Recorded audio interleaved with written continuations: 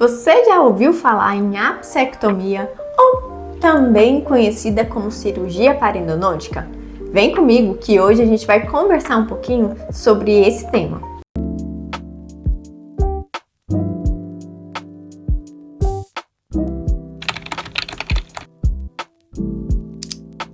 Eu sou a doutora Poliana, especialista em endodontia, mestre e doutora na área, e hoje eu vou te contar um pouquinho sobre apsectomia, ou também chamada de cirurgia parenodôntica. A sua primeira reação quando alguém falou para você que você poderia fazer uma apsectomia foi de susto?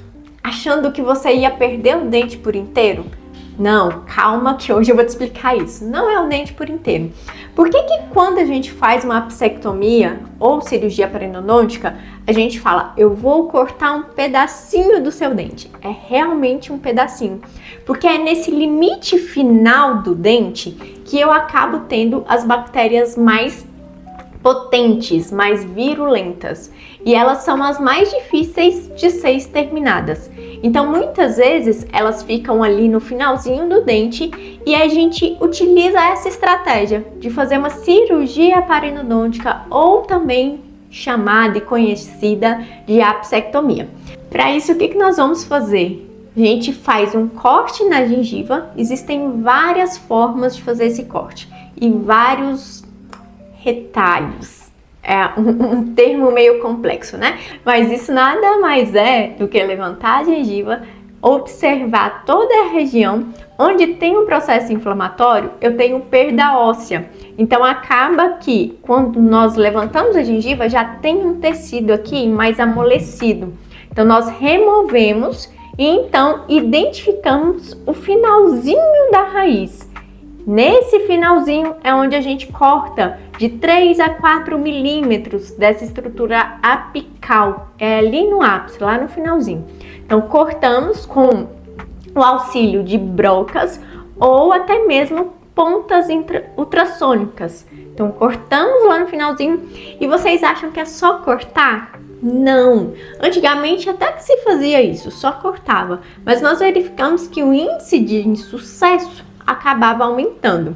Então, o que nós fazemos hoje? Nós cortamos o finalzinho da raiz e fazemos um retropreparo. E o que é esse retropreparo? Nada mais é do que o tratamento endodôntico do ápice em direção à coroa. Então, usamos uma pontinha de ultrassom, que a Natasha vai colocar bem aqui. Usamos uma pontinha de ultrassom e começamos a fazer esse retropreparo. Após esse retropreparo, que é uma limpeza ali daquela região apical, nós vamos inserir um biomaterial. E o que é a função desse biomaterial? Estimular uma neoformação óssea naquela região onde havia sido perdida. Essa neoformação óssea, ela tem uma duração, não vai acontecer de uma hora para outra.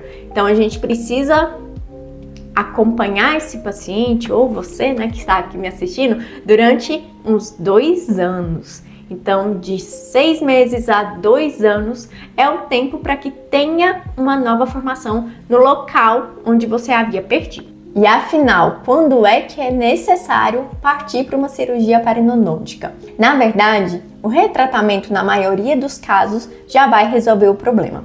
Mas tem alguns casos específicos, como por exemplo, um dente que tem um pino muito longo e com amplitude muito grande. Isso acaba ocasionando um risco maior em remover o pino, remover a coroa e acabar fraturando a raiz do dente. Então, quando o risco se torna maior do que o benefício, a cirurgia parenodôntica é a mais indicada. E ainda existem situações mais específicas, como o caso de o paciente já passou por vários retratamentos e mesmo assim houve persistência de contaminação. Nesses casos, pode ser uma variação anatômica que está impedindo que algumas bactérias sejam eliminadas e por isso a infecção ela se torne persistente. Com isso, também é indicado uma cirurgia parenodôntica. E quando a cirurgia parenodôntica é uma limitação? Você quer um exemplo disso? Quando, por exemplo, esse dente ele está do lado ou até mesmo em contato com o seio maxilar. Isso gera um risco maior e às vezes pode ocorrer um acidente e uma sinusite crônica ser instalada. Então, talvez esse é um caso que não dá para indicar uma cirurgia parenonútica. Outro caso bem específico também é quando está do lado de alguma estrutura nervosa, como do nervo alveolar inferior ou do nervo mental. Muitos pacientes pensam que se precisa de cirurgia, o ideal é extrair, mas não é bem assim. Manter o seu dente sempre será a melhor opção. Pós-operatório e recuperação. Como se dá essa recuperação? Pessoal, na maioria das vezes, em 3 dias é o tempo necessário para que a pessoa fique realmente em repouso. Depois, as atividades elas vão voltando gradativamente. Em relação à academia, essa é a pergunta que eu mais escuto. Eu falo que eu sempre estou disposta a fugir da academia, mas meus pacientes não, eles sempre querem voltar logo às atividades. Só depois de uma reavaliação com seu dentista. Então, muitas vezes, já se prepare para ficar mais de 5 dias encostadinho, sem poder pegar peso, porque você está em recuperação. A cirurgia parenodôntica não é o fim da linha, não é o fim do tratamento. Ele é uma solução para manter o seu dente ainda em boca. Cada caso precisa ser avaliado individualmente. Se você quer entender um pouco mais sobre opções de tratamento, já se inscreva aqui no canal da Sanhiri.